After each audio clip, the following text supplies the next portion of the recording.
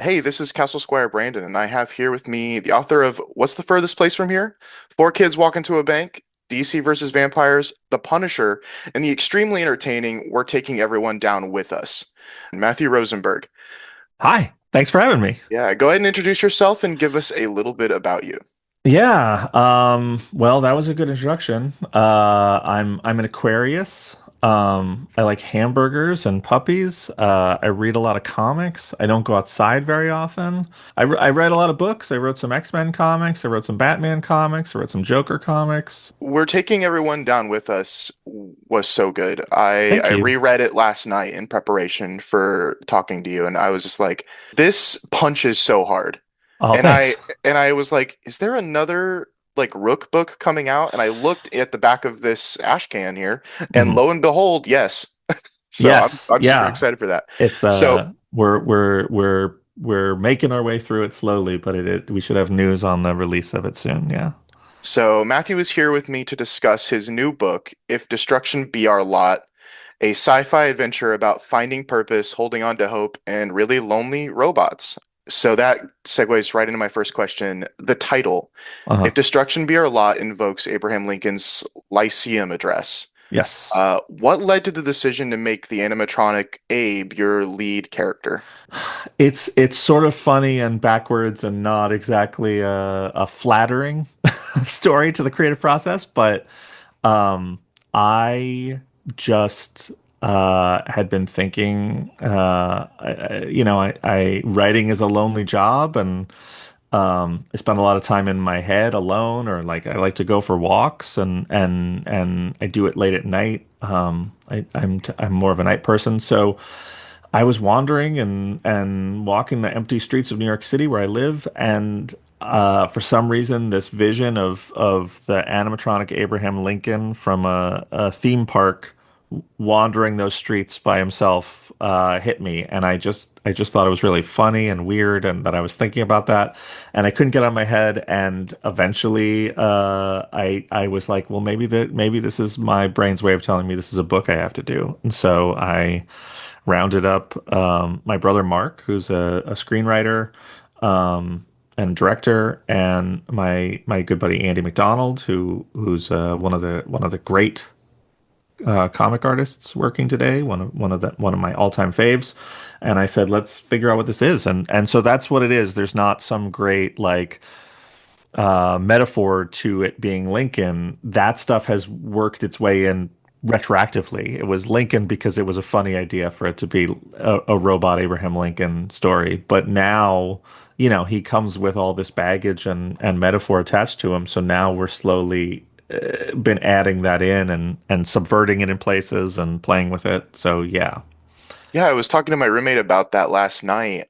Abraham Lincoln, there's a certain expectation. Like, he is probably the most mythological storied figure in American mythos, next to Yeah. maybe like the Roosevelts. But Mhm. like, there is this expectation of an extremely sincere, empathetic guy. Yes. And putting that like into a robot has me immediately intrigued about like where this character will go emotionally. And my second question for you is Abraham Lincoln's speech that we mentioned warns Yeah. that if anyone is going to take down the United States, it's going to be ourselves. Mhm. How relevant to modern day? Is It, this a theme of self-destruction that is going to be present throughout the story? Yeah, I mean, I think a big thing about the book, it sort of works in two ways because it is sort of a post. It's a different than a normal post-apocalyptic book, but it is a post-apocalyptic story. Like the humanity is extinct. There's no people. It's just robots left in society, and so obviously the destruction of Earth and the destruction of people is at the forefront of the book, but also um, there's just this idea, and I not to layer metaphor on metaphor on metaphor, but like I so much of what's going on in the world, the problems we face, like big and small, are made by humans. Like we're making problems and making each other's lives difficult, and whether that is like huge things like war, which obviously Lincoln's legacy is very tied to the Civil War, um, or small things like just being lonely and being isolated and the ways that people are not connecting with people because they live so much of their lives digitally. They live so much of their lives through the computer. Those divisions and those things that separate us. And so yeah, like we it's fun to play with this Lincoln idea. I mean, you touched on a really good point that he's essentially a mythological figure. He's on the side of a mountain. He's in our money. He's got a huge monument in Washington, D.C. And so like he's this monument to empathy and compassion and trying to hold people together and trying to do right and tearing people apart. And all of that just feels so relevant now in in in the greater world and in everyone's personal lives. Yeah, and just to speak a little bit of the ash can, I'm not going to go into specifics, but like toward the end of the tiny preview that's in the small one, Yeah. he does show a little bit of that empathy to a robot. I'm not going to go into specifics, but a robot that like is very programmed very simply, but Yeah. he goes out of his way to talk to it like a person. And I think that is exciting because you've basically chosen the most deeply empathetic character that you could have Hmm. for a world of robots where a lot of them don't seem very empathetic. And Yeah. so my third question is, based off of this preview, it seems like this is a pretty cruel society Hmm. where scrappers, which seems to be a prolific group of robots, Yeah. are called up if a robot appears to be malfunctioning. Hmm. Is there like a leader in this society, like a leader of the scrappers, or someone that all of these robots listen to that influences this culture? No, not in the normal sense. There's a sort of collective intelligence. The robotic society, all the robots are somewhat autonomous. They sort of do what they're programmed and go about their function. And some of them stray from that more than others, but mostly they are kind of locked in on the same goal, which is that make society run. As that idea is basically the leader, that like there's a hierarchy of efficiency, and obviously some robots will answer to other robots and whatever, but just this idea of like everyone is working for this collective greater good of making this city run without realizing why they're doing it. They're doing a lot of things. There's buses driving their bus routes when there's no one to get on the bus, and there's breakfast robots making breakfast, but there's no one to eat food. And so Lincoln is this outsider, not because he's outside, not because he's at odds with a leader or a governor or anything. He's at odds because he questions why anyone does anything. He questions what the purpose of anything is. And in some ways, like, yes, it's his empathy and his empathy for those around him and the people who are gone that sort of puts him at odds with the world. Do you think it also has a little bit to do with, he stands around on his podium and he gives his speeches, Hmm. and he doesn't seem to be contributing to this grand society that you were talking about, like all of the other robots are. Yeah, yeah. He's one of the like he his job is to educate and entertain because he is a animatronic. Like he's a historical animatronic. His job is to educate and entertain, and no one finds him entertaining, and nobody. And as he goes on, he realizes that everybody knows what he knows. They're all sort of connected to the database. So like he doesn't know more about Abraham Lincoln than anyone else knows about Abraham Lincoln, and that's sort of always going to be throughout the book a kind of running joke that he's explaining things to people about Lincoln, about who he is, and but about the real Lincoln, and they all know it. But it makes him, you know, uh, he's just very aware of how much what he's doing makes no sense and has no purpose. Yeah, and I think I remember from the preview, there's a robot that says, "I've heard this thousands and thousands and thousands of times." And Yeah. honestly, this one where he's malfunctioning is a little bit better than it usually is. Maybe Yeah. a little more exciting. They seem to be dejected and tired of the like the repeating, lecturing coming from Yeah. him, and it doesn't really excite them. It doesn't really make anyone's day to walk by him on their way to work. Yeah, Um, he's, it's sort of twofold in the book because one, he's a little bit of like, fly in the Vaseline, uh, sand in the gears or whatever you want to say. Like because he questions things and is a little bit weird and is so blatantly doing a job that doesn't make sense that it rubs the other robots the wrong way. But also, he's the most human robot. Like he's the only one that looks like a person. And yeah, I think so I saw one of them referring to him as fake human. yeah, they don't like that. They're a post-human society, and he is pretending to be something that they are done with, that they've moved past. And so he's facing sort of this like their dislike on two fronts he's frustratingly not, casting a spotlight on the fact that like society's a little off, but he's also a reminder of things that they don't care about and don't like. You mentioned your brother earlier. You've got some Yes. amazing collaborators on this project, including your own brother, Mark Elijah Rosenberg. What Yes. has it been like crafting this story with your brother? You've had other co-writers in the past. Has it been different writing with your brother? Has it been more exciting? Has it been a challenge? Yeah, it's all of that. Yeah, I've co-written a bunch of stuff. I've written with a bunch of people. I wrote some detective comics with Mariko Tamaki. I wrote a bunch of different stuff with James Tynion. I wrote X-Men with Kelly Thompson, Ed Brisson. A lot of my writing I do with my creator-owned stuff I do with Tyler Boss. I wrote some DC versus Vampires with Alex Packnadel, and the relationships were good, and we always work differently. Working with my brother is a funny thing because we're very close.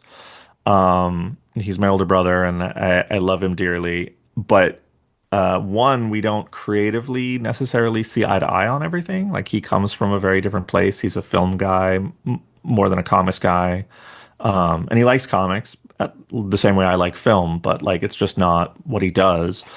And in all those other relationships, they're friends, but it's also a working situation where we were working for other people. And at the end of the day, like you have to be civil because it's you don't want to upset your friend and you don't want to do whatever. Um, our relationship, me and Mark's relationship on this is a little funnier because we don't really have to worry about that. Like we're gonna see each other at Christmas, we're gonna see each other at Thanksgiving, no matter what.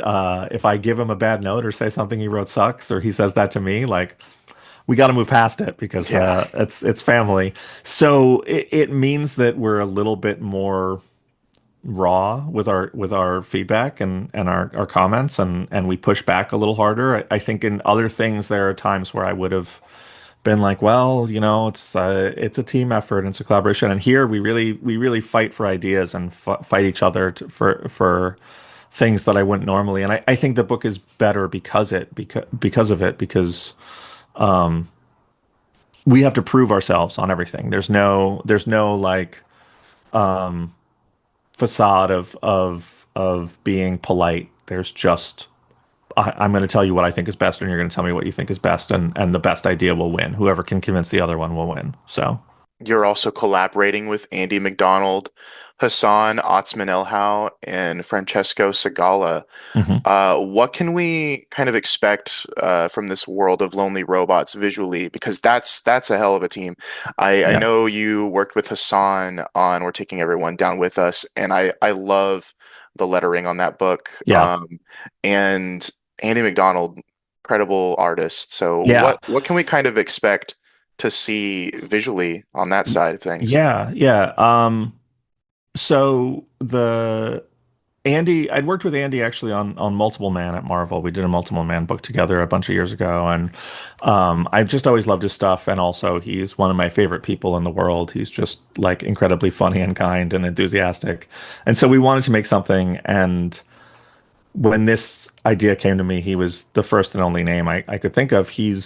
Uh, Andy's, he's one of those people who can do anything. He's got this great skill set. He can do action, he can do horror, he can do comedy, he can do emotion, but the thing he does that I think very few people can do, and I've sent a bunch of the art to other artists, and they've kind of just been like, I don't even know how he does this, is just his like world building and his level of detail. And so the book, I mean, he's redesigning the world. He's doing whole cities that are like our cities but different, and then every robot like that you see is different and unique and weird, and he has an explanation for all of them and a purpose. In issue one, like some of them are just like you can't even figure out like what they do or how they work, and then some of them are like very simple and elegant, and it's he always describes it as we're in a society, a post-human society, where robots are making robots who are making robots, and so like we're getting further and further away from human ideas of what robots should be. It's a real evolution, but I always think about this moment. Like we have in the first issue, there's you meet a little robot who makes breakfast for people, and it's a little toast robot, and we really like him, and he's funny and he's interesting, and we were just calling him Toasty in the script, and Andy said, you know, I think if he's a consumer facing robot, he was making food for people, he'd be sleek. He'd be elegant. Like he wouldn't be like these other robots that are like a lot of parts and a lot of things that don't make sense and weird angles. And we were like, okay. And he came back and he was like, he's an egg. And that just blew my mind. He was like, yeah, he's an egg. Your breakfast robot is an egg. And I was like, oh, he's a little moving egg with a face. And he talks to you and he cooks your food in his body. And it's that's just the level of detail he brings. And then as the book goes, they get more and more crazy and complicated and intricate, and it more impressive. Like I told him the other day, we're so far ahead on the book. We're working on issue 11.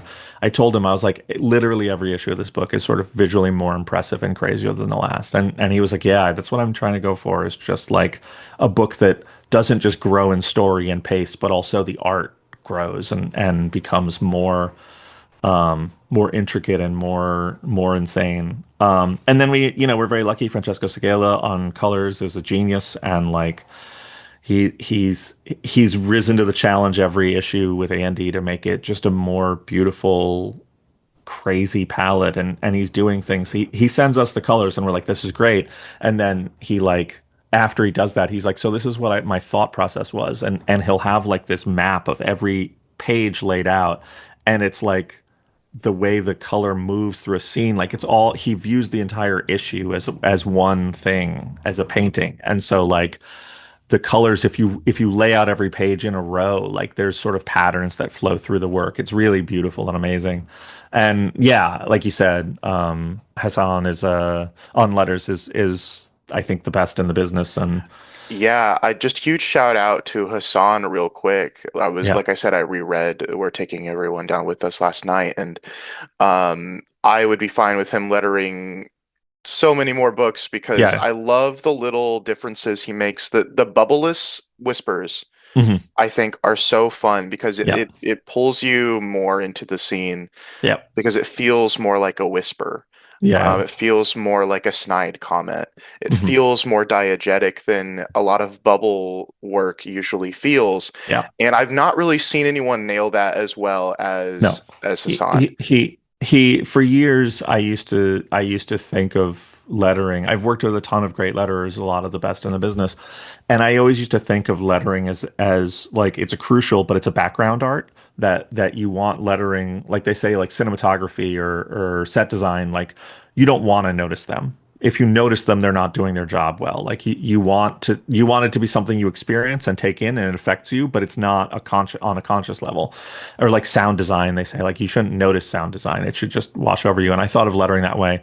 And when Has started lettering What's the First Place from Here for me and Tyler Boss, he was doing things where he was taking center stage, where he was like, this is the way the lettering can move the story. This is the way the lettering can affect how people read, and like here's tricks, here's funny lettering jokes, and here's gags, and here's cool visual things we can do. And it just changed my perspective completely. And like I don't ever he is my first choice on every book I work on This for is a lettering. little bit of an aside, but I gotta know whose idea was to do the chessboard um panels yeah, yeah, in, I think it in was issue 5. issue 5, yeah. What an incredible choice. I stared at those so long to try to take in that whole scene. Mm. Thank you Just so much. fantastic. Yeah, that was me. It's actually the most I've ever spent on pages in my life. The whole thing, writing those 3 pages took 2 full days, like long days. Partially because I'm a lunatic, but one of the things that was really, there's a funny aside for anyone who cares, but uh I early on I was like, I want it to be a working chess game. I don't want chess fans to read it and be Yeah. like, this doesn't make sense. Like, how would she be in this position? Like, one of them is very bad at chess. And I want it to be like, well, these are two chess masters playing each other. And I was like, I'm going to research a real chess game and find it. And then I realized very quickly that I needed all these criteria to do it, where like their dialogue and their characters appear on the board with the pieces. And I was like, oh, I need not a lot of pieces left because otherwise I don't have room to tell the story. I need it to be something where there's a clear victory, but obviously there was a victory. There was a potential for a victory earlier. Like there was all these criteria I needed, and I really researched like chess matches, and I found in the early '80s the Spassky Fischer Boris Spassky versus Bobby Fischer matches for the World Chess Tournament. This one game fit the criteria, and I was like, I'm going to take the last 3 moves of that game, and that's what the board positions. Everything is the last 3 moves of that game, and I started to do it, and then realized that I had it backwards because Annalise is the white and her mother is the black. And I was like, oh, I have it so that like Annalise is represented by white in the book and her mother's represented by black, like they're light and dark. And I was like, I have a game where dark wins, but I need light to win. I need white to win and not black. And so I had to go and research and find a different game. And it was only after I finished it and turned it all into Stefano to draw that I was like, oh, I could have just flipped the colors of the pieces and had that. Like I didn't need to find a different game. I could have just been like, black pieces are white and white pieces are black, same game. So it was a little stupid, but Hey, but it's that like iceberg of creative endeavor that I think makes your writing special. And oh, I really thanks. hope is there something like that for us to look forward to in this book? Something that maybe took you a little longer than it thought it would. Oh yeah, there's a lot. There's a lot of moments that are weirdly intricate coming up. There's one scene in issue 5 where Lincoln gets into trouble and has to figure out a way to escape, and it was just days and days of me being like, it has to be more clever than this, and it all came down to like scale, and I was like, I'm thinking too much about human size scale. We're dealing with robots, like they can think at any scale, and so there's a scene, I think people will see it, but Lincoln has an escape plan that is like very fun and exciting, and then ends up really tragic and sad, and it's actually one of my favorite moments in the book so far. I think I can speak for everyone when I say that you have a very clever sense of how robots work. And so if you want to keep writing robots, I'm down for it. I think This, it's super fun. I saw a quote from McDonald that said, he hates AI, which good, everybody should.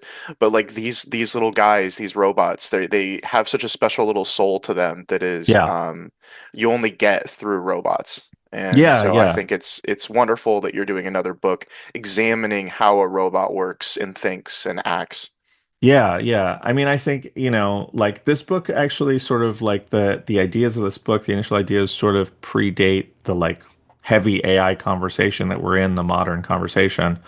But I think a lot of it is applicable in just that like that is a conversation about replacing people, and that is a conversation about why do we do the things we do, and like are we losing things we love for the sake of losing things, making things easier, and also are we losing things we love for the sake of making a few people richer.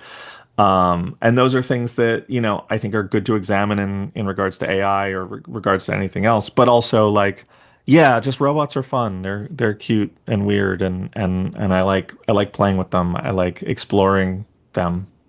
we've always kind of been interested in robots ever since like Asimov and even before. Sure. And I think there is this separation that is definitely there between robots, the way that we see them from like a cultural or pulp sort of view, Hmm. and AI, which has become sort of a how do we stamp out as much humanity from Yeah. life as possible. And It, I like that you are approaching a robot story from the perspective of how do we add so much more humanity and empathy to these robots that it blurs the line. yeah, I think that's a really that you put that really well. Like I grew up and, the first characters I remember falling in love with are C-3PO and R2-D2. And it's like, well, obviously in a modern lens, like they're kind of AI. They're robots that emulate human emotion. And there's something beautiful about them because they're a love letter to humanity and to sentience and to creatures making decisions. And we built something in our own image in C3PO or in whatever in Blade Runner or any Asimov story. We built something in our own and maybe it goes wrong, but we built it in our own image because there's something we think is special in us. And now the conversation is very much sort of the opposite, that it's like, well, how can we have something in our, that does what we do that replaces us? And it's the same thing but subtly different. It's one step over and it's a very different sort of tone and conversation. Very recently, one of my favorite like AI robot type of characters has been the Doctor from Star Trek Voyager. Okay. Are you familiar with Star Trek Voyager? I'm familiar in a I know that it Yeah. exists way. I'm a Star Wars So guy, but yeah. the Doctor in Star Trek Voyager starts out as a very simple AI algorithm to be a physician because the physician on Voyager dies when it is transported across the galaxy. Uh-huh. And the crew struggle to relate to him on any level because he's just a program that Yeah. fixes their boo-boos and treats their wounds. But throughout the 6 or 7 seasons of Voyager's run, the Doctor tries so hard to Hmm. become human. Yeah. And every single chance he gets to expand his algorithm to add a new human trait, to enjoy opera, Hmm. to enjoy some new facet of being human, he takes that chance. And very recently, they brought him back in the newest Star Trek show, Academy. Hmm. And there's this episode back in the original Voyager where he decides he wants to be a father. Hmm. And in Star Trek fashion, nothing is permanent in a Star Trek show. Every episode is a little bit different. So some things come, some Yeah. things go, and it doesn't particularly go very well for Sure. him. And they re-examine that in this new show, and I've never felt more heart-crushing sadness Uh-huh. than watching basically a robot realize what love is and then Hmm. lose it immediately Yeah. and be afraid to ever be loved ever again. Hmm. And so I think you can do so much with that um, because a lot of people want to be like robots. A Yeah. lot of people want to be able to go through life without being sad, without being Sure. crushed or defeated. And but unfortunately, we all are extremely emotional beings. Hmm. And so a story where a robot fights to be human when a Hmm. lot of people fight to be robots, Yeah. I think is very relevant right now and is a story that people need to read right now. Um, Well, yeah. I also think, like humanity has this weird problem of we do so much to desensitize ourselves. And I think a lot of it is a defense mechanism for how much sort of suffering and misery we're exposed to. But it is, I remember talking to Rick Remender about his new book, and it's a World War II book, but they're animals. And I was like, why are they animals? And he was like, because people don't care if you make them people.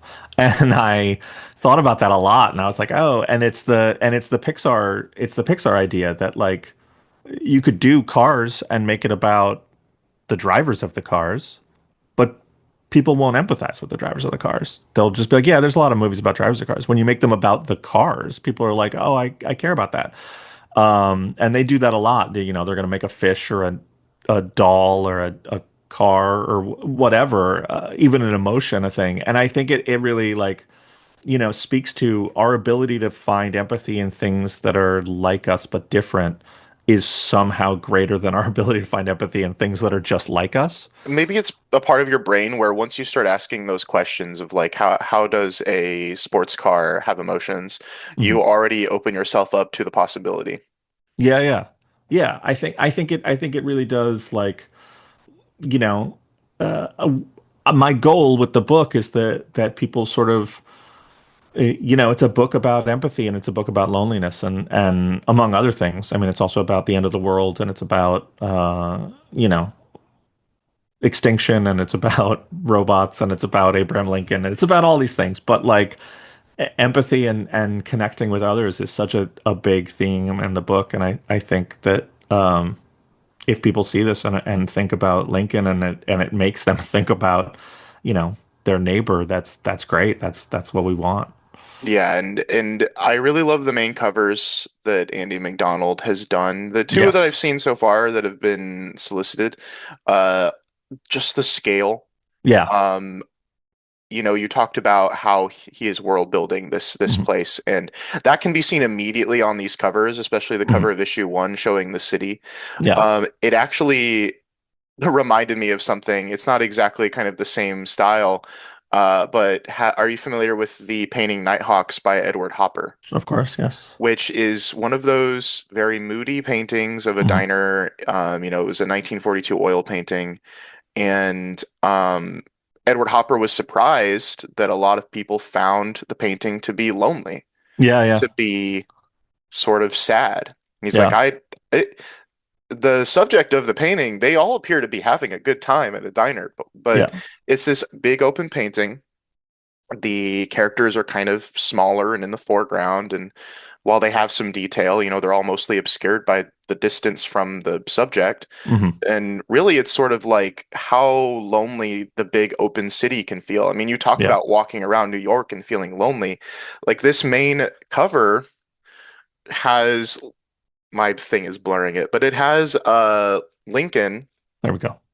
down here, Yeah. barely the size of the tip of my finger, and this big sprawling city full of loneliness. Yeah.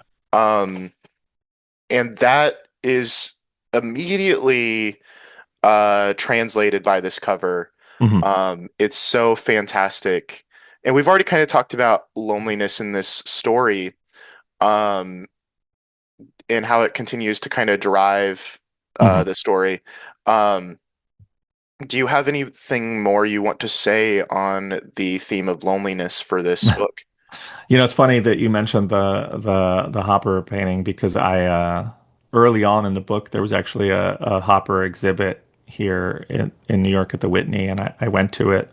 Um, and it's a lot of him drawing. It was a lot of stuff that is less known of his. It was a lot of like he was doing charcoal work. There was a lot of landscape stuff, and a lot of it was like from his roof or from his window. And there's just this like distance that you get from it, from the work, and it really like, yeah. I mean, I go and I try and I always sort of look at other art to sort of help me refocus my brain on my own work, and so like that was a big is an influence on the book for sure. Like looking at all this Hopper stuff and looking at his studies for, I mean, he has a study for Nighthawks and had it in the exhibit, like there was his pencils for it and stuff, and it was great.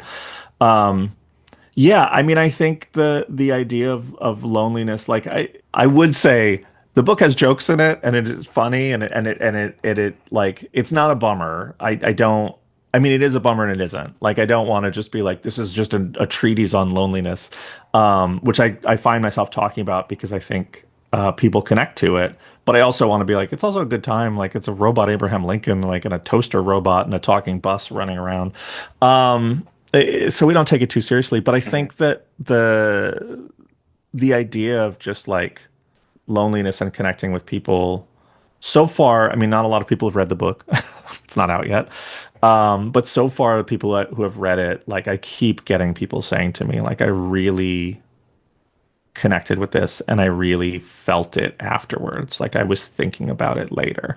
And that's sort of an amazing feeling and when you make something that's what you want to happen, I think, but it's what I want to happen at least. But I think that there's a big, we're trying to do stuff that I love that I don't think comics does enough. And so like when you're talking about scale and world building, like I think there's a lot of that has to be sort of those are corners that have to get cut in monthly comics. And since we're making the book in a very different way and we're, you know, a year ahead on release, so we can do these things. And one of those things, in the same way that scale is such a big thing towards this idea of loneliness and emptiness, we're also doing it in pace. Like this is an ongoing book. We're going to be doing it for a while, and we're trying to in as much as it's about these other things, it's also a love letter to these kinds of books that I really love that they don't make anymore, like or don't make as much. Like it's Concrete and ElfQuest and a lot of early Ted McKeever stuff and things like that that are just these Love and Rockets that are just like these sort of sprawling epics where you're just like, I like a character and I want to spend time with them and I want to see what they get up to. And Lincoln has an end game, and when you read the first issue, you're going to understand what he's doing and why he's doing it. But it's a journey, and we just want you to like sort of in the same way that it's about loneliness, we want you to want to spend time with Abe and get to know him and care about him because he's going on an adventure and we want you to go with him is basically my best pitch, I think. Yeah, I think one thing about making an ongoing series like this is you want to have a strong lead that people will want to come back and follow every month. And I think you've picked a phenomenal Well, thank you. character for this because, yeah, like you said, you said you're not taking it super seriously, but I do think, a mix of this comedy and sorrow Mhm. is like the perfect formula for making kind of a an addictive story to keep track of, to keep reading every month to find out what happens to this character. Because Yeah. if you can get people attached at that emotional level, like they're not going to forget about this character, much like your associates that have read it and that are still thinking about it later. And I think it's going to be fantastic. So, my last question is going to be, when is the final order cutoff date for If Destruction Be Our Lot, and when Uh, should we expect to see it on store shelves? I believe that it is April 13th. And so let your comic shop know, let Castle Perilous know. And then our release date is May 6th on shelves, issue one. We're very excited. And like I said, we've got a long path ahead of us, so it's a good book if you're looking for something to sort of spend your time with. Like, come check us out because we're going to be on shelves for a long time to come. Yes, please let your LCS know before that April 13th date.